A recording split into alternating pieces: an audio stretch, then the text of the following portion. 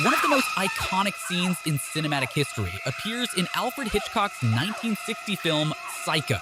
While the scene is definitely iconic with its music and depiction of vulnerability, nowadays there are films everywhere that are way more grotesque and violent. So why has the shower scene stood the test of time of being so memorable? Besides the screeching violins, violas, and cellos used to add terror to the scene, it was also something that had never been done before in film. What is allowed to appear in motion pictures produced for a public audience has always been a topic of discussion. To get into the history of the MPAA film rating system and its predecessor, the production code dubbed the Hays Code would be a whole video in itself. Essentially, as the decades of the 20th century went by, what was considered acceptable and unacceptable content has become more lenient. This photo by Whitey Schaefer was shot to deliberately subvert some of the code's strictures that were around in 1940.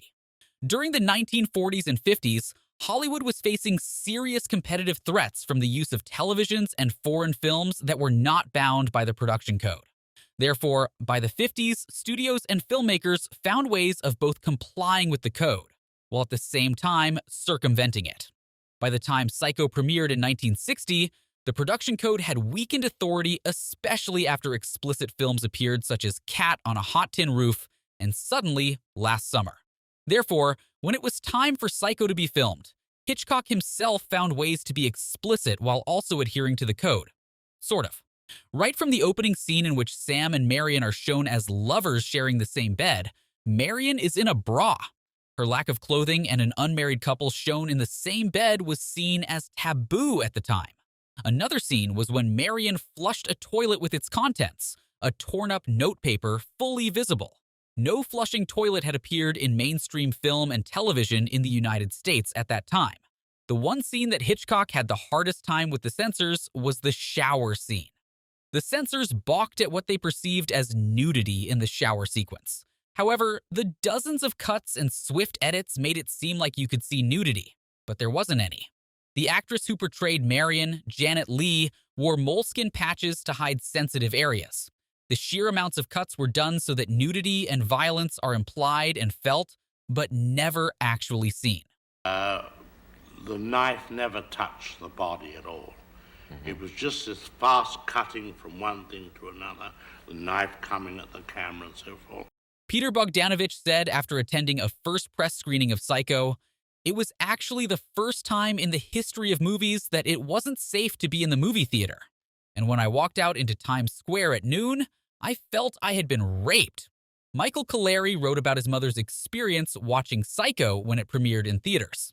"My mother said that when the Bates Motel's shower curtain was pulled back and the first flash of the knife appeared, the audience erupted. Pandemonium ensued. There were screams the likes of which she had never heard, and these screams were competing with the scream from the violins playing throughout the scene. Some people fled the theater. Most recoiled in their seats. Everyone was yelling. There was a total state of shock. A scene that showed a person in a vulnerable state and being stabbed to death repeatedly is what changed cinema forever."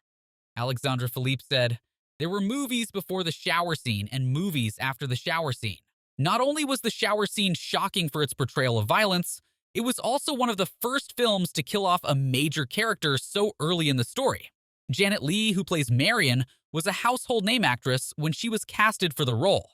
So when audiences heard that she was going to be in the new Hitchcock film, people knew the story would most likely revolve around her character.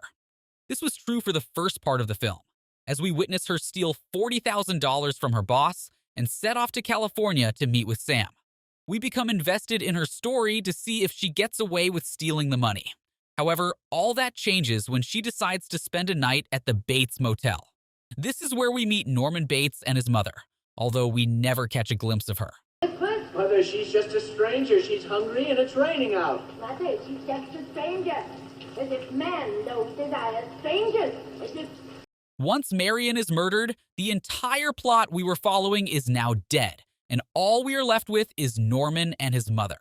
By having Marion as a false protagonist, this makes the shower scene that much more shocking as she was the main character played by a major actress.